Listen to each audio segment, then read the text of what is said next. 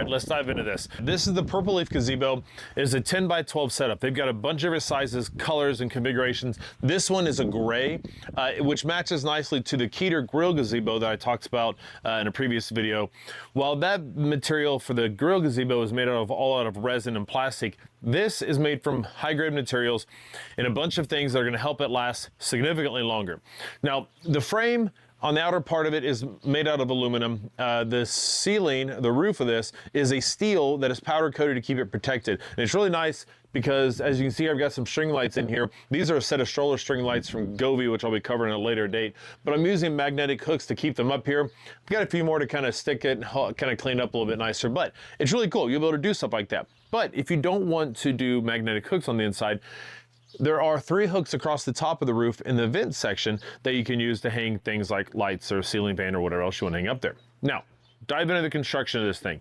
Putting this together wasn't too bad. Now, I had anywhere from 4 to 8 people at any given time came over Easter weekend to help me build this. Now, we got it all done in about 4 to 6 hours, and that was with, you know, not consistent work all the time. But we got it all put together, had a couple of ladders. Getting this done was relatively easy. Purple Leaf does a good job of getting the book put together and explaining where things go, what parts you need, labels them all pretty well. There could be a few things that could use better labels. Labels either fell off or just imprint that directly into the piece, but it wasn't too hard to figure it out once we got going.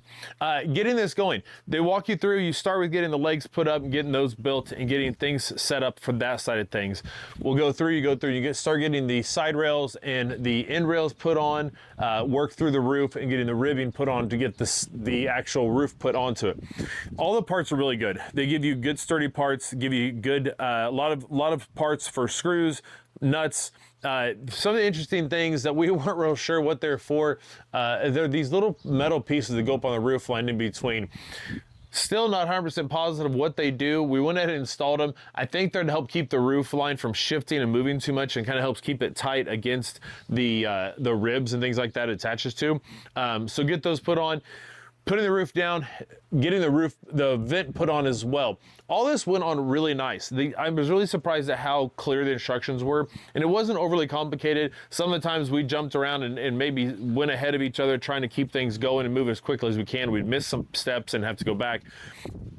But if you just follow the directions, it actually goes pretty easy. On the inside, the rail around the top edge here, so it's got 2 paths on it, 2 different tracks, because for the curtains, you get 2 sets of curtains. Now, these are really nice heavy-duty curtains, kind of a blackout style curtain that matches the color of the rest of the gazebo, as well as a bug netting. They zip up together so you can keep them all nice and neat and keep it cleaned up as well as you'd like. But you got a dual track system here, so you can close one or the other. You don't have to close them both at the same time. So it's really cool that they allow something like that and configure that into the setup when you're building this. Now, it's rated to handle up to about 40-mile-an-hour winds, and we have had that. Now, you do get anchors, concrete anchors, to drill this into the concrete. We haven't done that yet because we weren't 100% sure if this is where it was going to stay, if we're going to have to move some things around. So just to kind of help watch for how much movement we were getting, I took a yellow crown and drove around the bottom, drew around all the bottom of the feet, so we can see how much it moved. So we are currently using some weights for our tractor to tie it down to keep it from moving until I get it anchored to the concrete. So you do have that option. So 40-mile-an-hour winds is what this is rated at. Because they're dealing with aluminum and lightweight steel roof, this thing is not significantly heavy. The roof, though, while it isn't necessarily heavy, it is strong. The roof is rated to handle about 2,500 pounds of snow. So if you live in a cold area, it gets a lot of snow. Keep that in mind. I'm not concerned with that here in Kansas. While we'll get some heavy snows, nothing to that level, and it should be just fine for all of that. One of the unique parts about the Purple Leaf Gazebo is its drainage system. So it actually has built-in gutters. So as the water comes down, it gets filtered towards these corners. Now these gutters, the corners, and then drains down actually through the base to save you so you don't have a big mess. It's really nice. Now it isn't perfect and it can get clogged up with debris from trees and stuff like that, but it's better to have some sort of a system to help kind of move that water out of the way and it isn't just draining all over you. So it's really nice. We do also have that secondary roof up there for a vent. It comes with some screens to put in there and some adhesives to glue things in to make sure you seal it up really nice. And it's good to have that because that means as the summer comes on, we do have a dark roof, so it is going to get extra hot.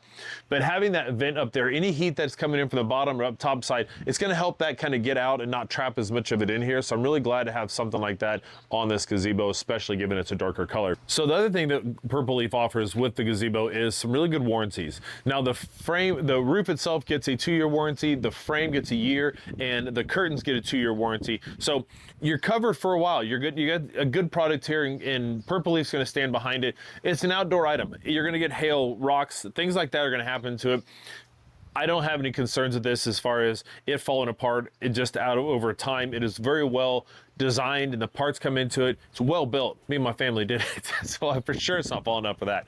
But you get all that put in there. The curtains, we'll see how much they fade. Like I said, I'm going to cover this again after I've been using it for a few months. We get into the summertime. It's held up to all the storms so far, but during the summer and that wind, or not the wind, that sun, when it comes in, we'll get a good idea of how much fading we're going to have when that sun starts really cooking on this thing.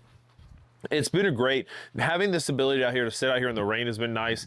So in that later video, I'll talk more about what it's like been living with it for an extended period of time. But in terms of this, the construction of it, it was nice. You don't need special tools, a couple drills, a couple of bits. It uses hex bits and across most of it, a couple Phillips here and there. Otherwise, it doesn't need anything special. A hammer possibly, a drill, a screwdriver, a level to check things. And you're kind of good to go. Well, there you have it. That's the Purple Leaf Gazebo. It's been nice having this thing out here. I've been looking forward to getting it put up out here and see what it's going to look like during the spring.